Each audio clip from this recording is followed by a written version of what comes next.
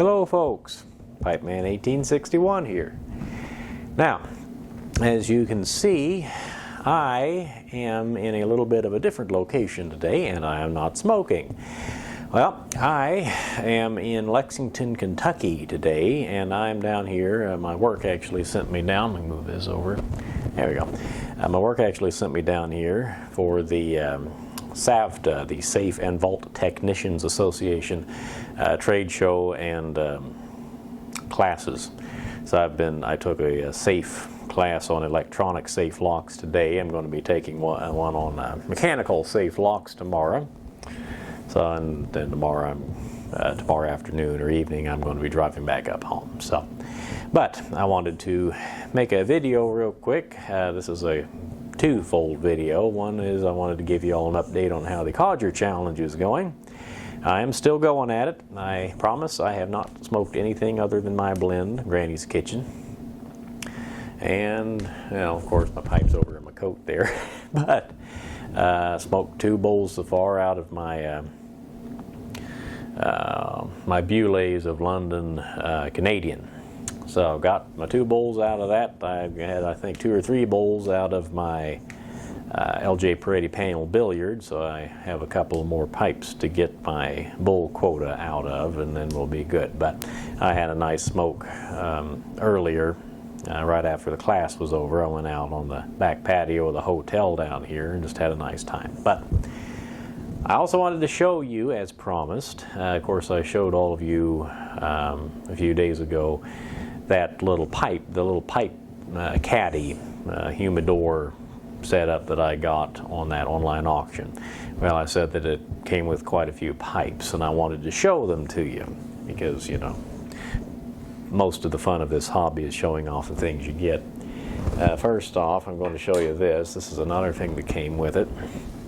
It's a really pretty pipe rest, and this was made by hand. You can tell this wasn't a factory piece, but it's made out of beautiful burl wood. I don't think it's briar wood. I just think it's a really piece of burl wood, and they hollowed it out so the pipe will just rest right in there. And it's a pretty decent size, but it's a really pretty piece of wood. I don't know how well you all could see it, but it's a really pretty grain, and it's neat. And I like pipe rests, so that was fun. So, which one to show you first? I'll show you this one. This is one of the ones that I'm most excited about. This is an old Hardcastle. Okay, back before, and this was made before, long before Dunhill's bought them.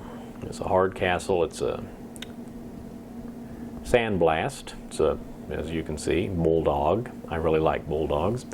And this one is an early one because if you can see that, that has a very early button style and early orific stem. And it is in fact the original stem because it has the Hardcastle H, if I can, there it is, Hardcastle H stamped into it. It's a Hardcastle Camden, as far as I can tell, and it's broken in half, so it's going to be a fix-it challenge, but it had the same kind of an aluminum inner tube system as the Dunhill, as far as I can tell. So that, and it's in beautiful shape, just needs to be cleaned up, and the aluminum stem parts be removed. So that's a really pretty pipe. I'm going to enjoy fixing that up. Let me see. This is another one I'm excited about. This is a early K-Woody carburetor. Now you could tell this little pipe collection all belonged to the same guy, and he bought all these new. You can just tell that, you know. So this is an early K-Woody carburetor. For those of you who know about early K-Woodies, it has the elongated clover leaf. It has a 4-digit shape number. I don't think I can show that. The lighting's not quite good enough. And there's the carburetor on the bottom of the bowl. And it has the large fitment with the large ball on the condenser.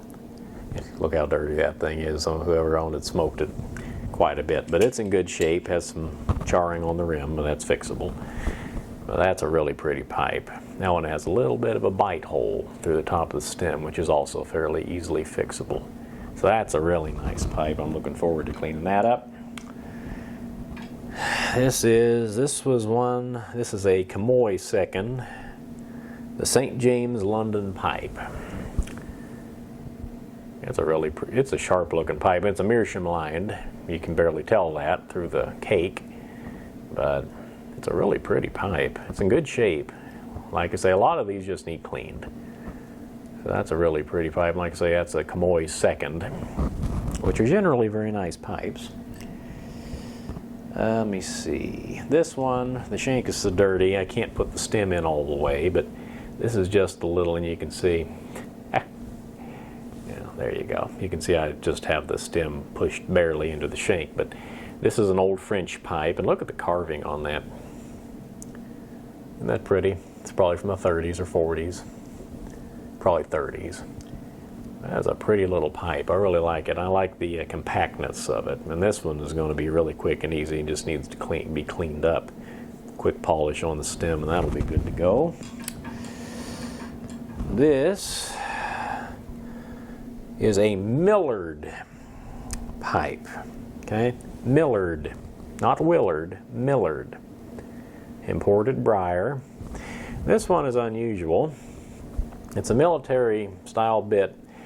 It has a condensing chamber inside. This long aluminum band is actually a condensing chamber.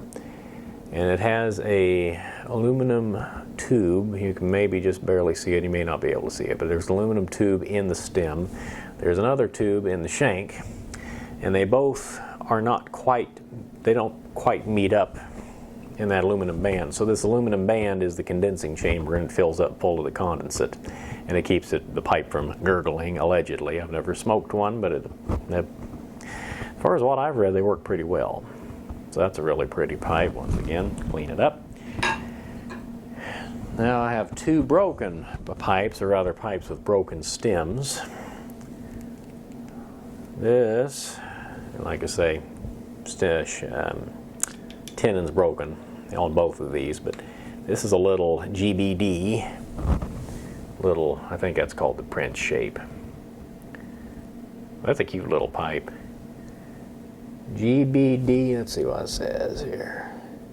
GBD New Standard.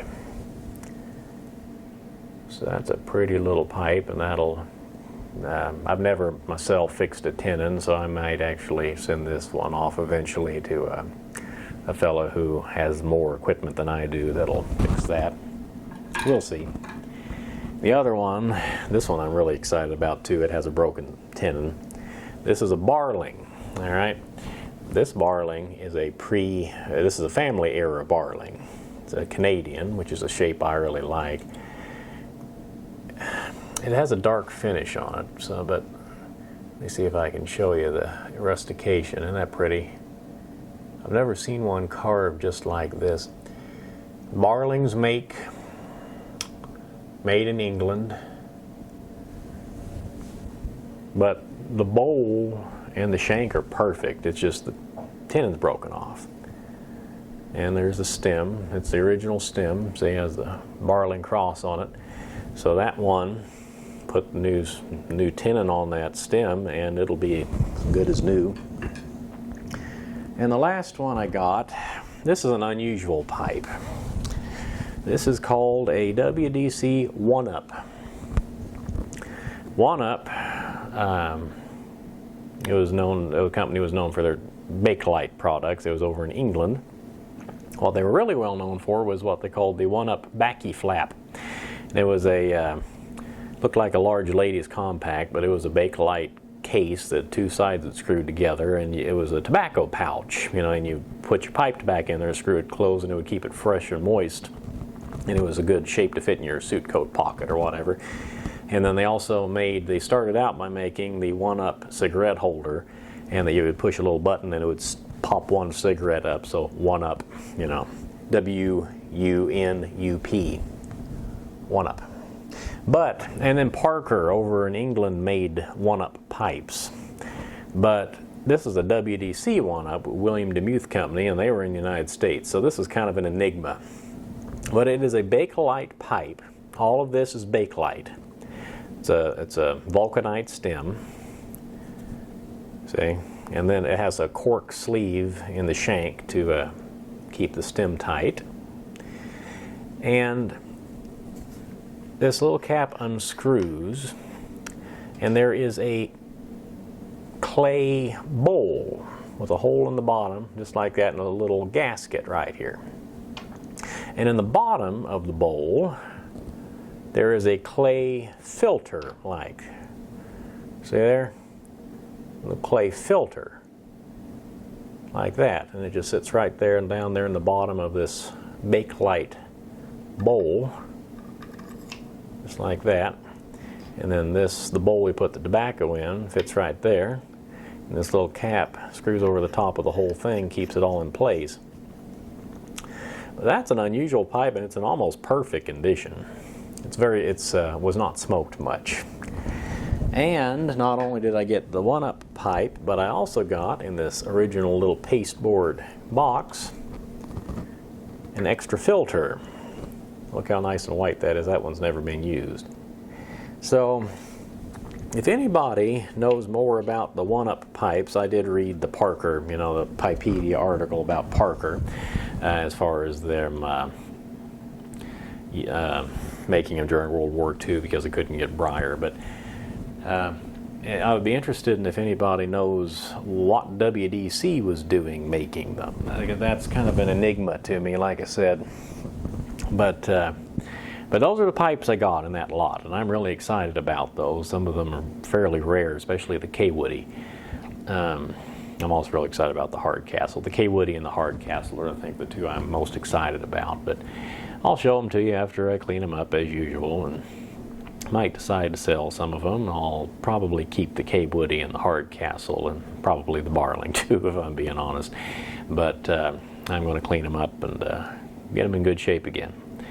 Anyway, everybody, I'm going to let you go. I need to get going. This is Pipe Man 1861 saying goodbye. Good luck. May the good Lord take a liking to you. Everybody in the Codger Challenge, keep on going. Keep on smoking. We can make it.